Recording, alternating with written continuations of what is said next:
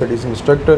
सो बेटा ये बहुत रिक्वेस्टेड टॉपिक था आप लोगों का, जनरल मोहम्मद अयूब खान, जबकि it's one of the easiest topics में कुछ ऐसा मसला नहीं होना चाहिए।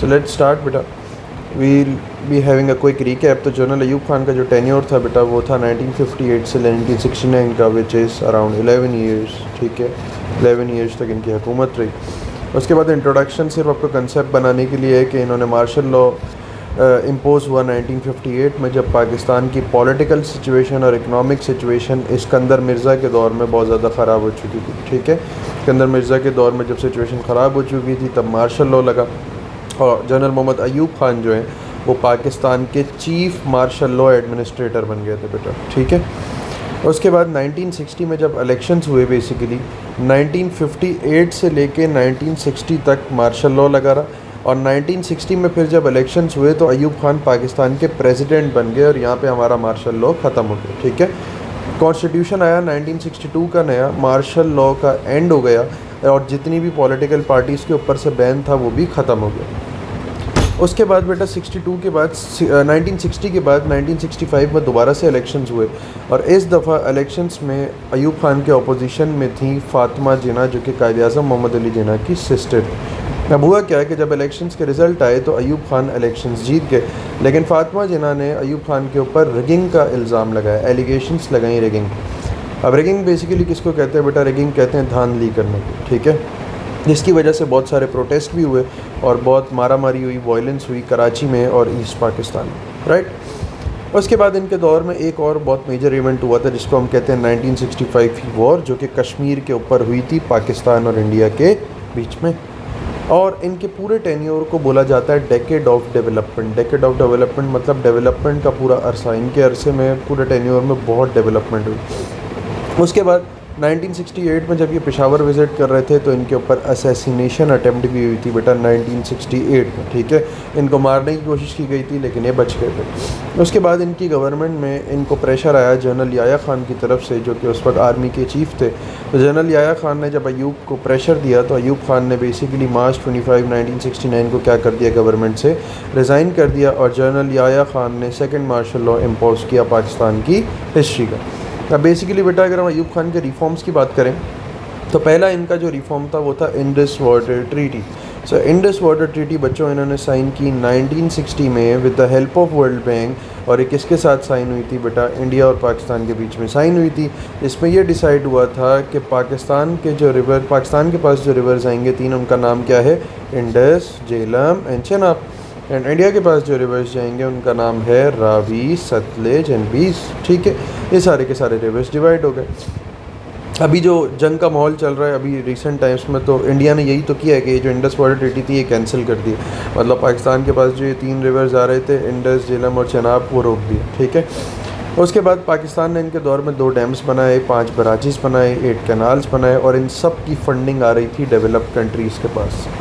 सेकंड रिफॉर्म जो अयूब खान का हमें देखने में आता है वो है बेटा एग्रीकल्चरल रिफॉर्म।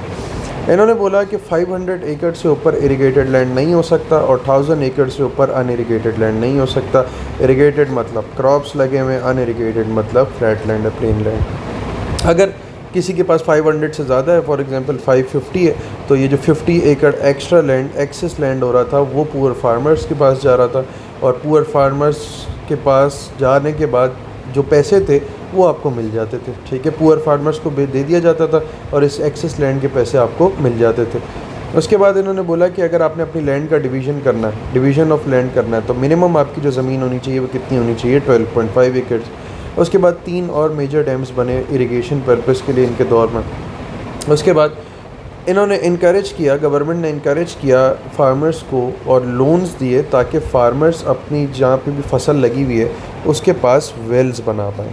अब इसका क्या मकसद था भाई? वेल्स बना पाएँ, क्योंकि वेल्स आपको इतने एक्सपेंसिव नहीं पड़ते, जबकि फार्मर्स अगर कनाल इरिगेशन करेंगे, किसी रिवर से या डैम से पानी लेके आएंगे तो उसमें एक्सपेंसिव पड़ेगा। तो गवर्नमेंट ने फार्मर्स को लोन्स दिए ताकि वो वेल्स बना पाएँ। उससे क्या होगा कि कनाल इरिगेशन नहीं करनी पड़ेगी, because canal irrigation is expensive. उसके बाद इनके दौर में मॉडर्न फार्मिंग टेक्निक्स इंट्रोड्यूस हुई, जैसे कि ट्यूबवेल्स हो गए, ट्रैक्टर्स हो गए, केमिकल फर्टिलाइज़र हो गए, अच्छी क्वालिटी की सीड हो गई, जिसे हम क्या कहते हैं प्यार से high yielding variety of seeds. ठीक है, इंडस्ट्रियल रिफॉर्म्स की बात करें तो दो इंडस्ट्रीज़ की डेवलपमेंट के लिए दो इन्होंने इदारे बनाए, पहला था PIDC और दूसरा था PICIC। उसके बाद इन्होंने एक्सपोर्ट बोनस स्कीम इंट्रोड्यूस की, मतलब जो भी इंडस्ट्रीज़ एक्सपोर्ट ज़्यादा करेंगी उसको गवर्नमेंट क्या देगी, बोनस देगी। और ये इन्होंने इसलिए किया ताकि पाकिस्तान के एक्सपोर्ट्स बढ़ पाएँ। इनके दौर में इंडस्ट्रियल ग्रोथ इंक्रीज़ हो गई थी, बढ़ गई थी, और इंडस्ट्रीज़ लगाने के लिए जो पैसा आया हमारे पास वो कहाँ से आया, USA, जर्मनी और जापान से आया। इन्होंने इंपोर्ट कम करने के लिए टैरिफ्स लगाए। आप सबको पता है टैरिफ्स क्या होते हैं, टैक्स ऑन इम्पोर्टेड आइटम्स या गुड्स, ठीक है।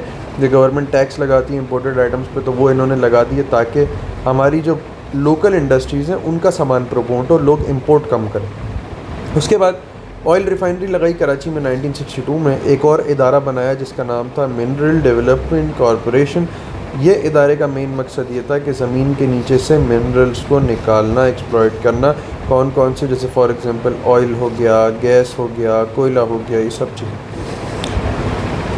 एजुकेशनल रिफॉर्म्स की हम बात करें तो इन्होंने लिटरेसी प्रोग्राम लॉन्च किया। लिटरेसी प्रोग्राम में बेसिकली इन्होंने स्कूल्स और कॉलेजेस, ठीक है बेटा, तो लिटरेसी प्रोग्राम स्टार्ट किया जिसमें स्कूल्स और कॉलेजेस बनाए।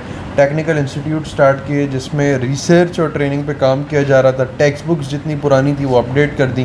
प्राइमरी एजुकेशन जो कि एंट्री लेवल से लेकर 6 क्लास तक होती है वो फ्री कर दी, और एजुकेशन मैंडेटरी कर दी 8वीं जमात तक, ठीक है।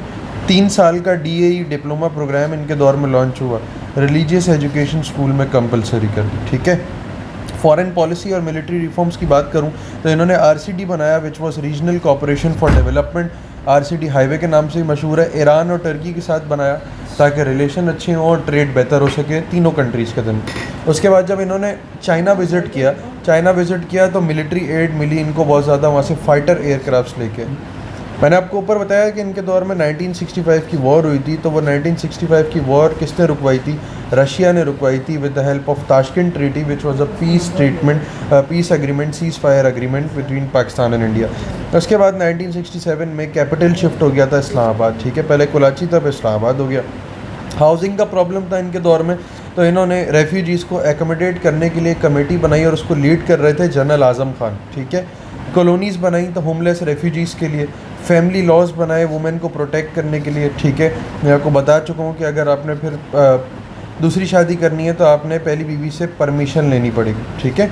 फर्स्ट वाइफ से परमिशन लेनी पड़ेगी, लेकिन अगर अकॉर्डिंग टू इस्लाम देखें तो फिर आपको सिर्फ इन्फॉर्म करना ज़रूरी है, परमिशन लेनी ज़रूरी नहीं है, ठीक है। लेकिन ये इन्होंने लॉ लगा दिया था कि आपको परमिशन चाहिए। उसके बाद शादी के लिए मिनिमम एज रख दी इन्होंने, which was 18 years. Family planning programme शुरू किया ताकि बर्थ रेट को कंट्रोल किया जा सके, ठीक है। अच्छा, उसके बाद बेटा कॉन्स्टिट्यूशनल रिफॉर्म्स की अगर मैं बात करूं तो 1962 का कॉन्स्टिट्यूशन लेके आए जिसमें सारे एडल्ट्स अब वोट कर सकते थे, मतलब 18 साल से ऊपर लोग वोट डाल सकते थे। जितनी पॉलिटिकल पार्टीज़ पे बैन लग गया था मार्शल लॉ लगते हुए, वो सारा ख़त्म कर दिया। ईस्ट पाकिस्तान वाले हमसे फिर से नाराज़ हो गए थे क्योंकि ईस्ट वालों ने बोला कि जितनी भी मिलिट्री की पावर है वो सारी वेस्ट पाकिस्तान के पास है। अच्छा, अयूब खान साहब ने ईस्ट और वेस्ट की टेंशन्स कम करने के लिए बोला कि आज से उर्दू और बंगाली दोनों नेशनल लैंग्वेज है ताकि लड़ाई ख़त्म हो जाए। उसके बाद अगर एक असेंबली का सेशन ढाका में होता था तो एक इस्लामाबाद में होता था ताकि दोनों खुश रहें।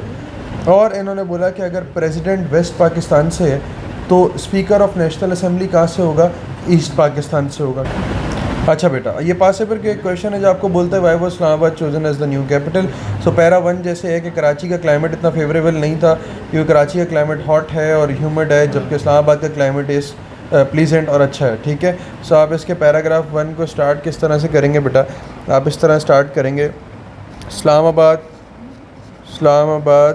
was chosen as the new capital because the climate of Karachi is not favorable as it is hot and humid, ठीक है। नमी वाला मौसम और गर्म मौसम, it is hot and humid.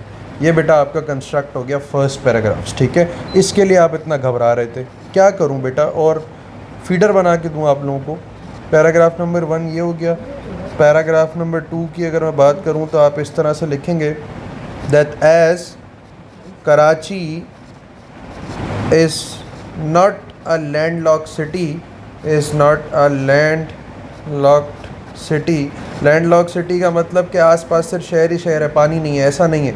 As Karachi is not a landlocked city, it has Arabian sea, it has Arabian Sea which can increase the risk of attacks। Clear. Second paragraph आपका यहाँ पे बन गया। थर्ड पैराग्राफ की अगर मैं आपसे बात करूँ, paragraph number 3, that Ayub Khan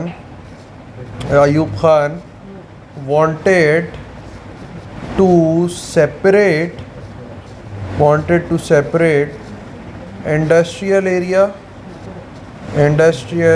area from political area। ठीक है, from political area as Karachi was considered industrial area. Right बच्चों, यहाँ पे आपका अयूब खान ख़त्म। Thank you.